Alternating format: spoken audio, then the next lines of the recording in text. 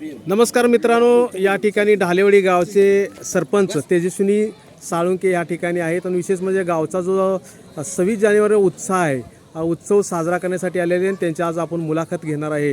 तर ते त्यांच्याबद्दल सांगतील, त्यांच्या गावाबद्दल सांगतील. नमस्कार. नमस्कार, मी ढालेवाडी सरपंच तेजस्वी नानासो साळुंके. आज आमच्या गावामध्ये प्रजासत्ताक दिन हा मोठ्या उत्साहात साजरा झाला आहे.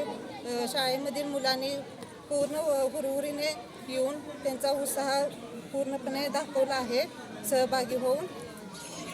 आणि गावच्या वतीने मी सर्वांचे आभार मानते, सर्वांनी इथं मान्यवर उपस्थित राहिल्याबद्दल.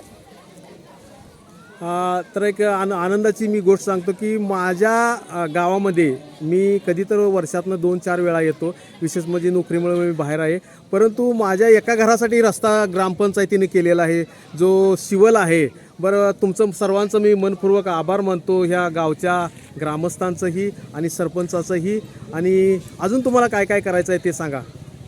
आम्ही आता ह्या 2-3 वर्षामध्ये ग्रामपंचायतच्या वतीने भरपूर कामे केलेली आहेत. गावामध्ये रस्ता काँक्रिटीकरण असेल, पेविंग ब्लॉक असतील, बंदिस्त गटर असेल आणि शाळेमध्ये अंगणवाडीमध्ये पूर्ण सोयीसुविधा पुरवलेल्या आहेत. आणि अजून पण आमची कामे चालू आहेत, काही पूर्ण झालेत, काही अपूर्ण आहेत. गावासाठी शौचालय युनिट बांधलेलं आहे, शाळेसाठी शौचालय युनिट चालू आहे, शाळेसाठी सभागृह आम्ही तयार करून दिलेलं आहे मुलांना. तर यानंतर जे ग्रामसेविका आहेत, मॅडम तुमचं नावही सांगा. सुनंदा कुमार.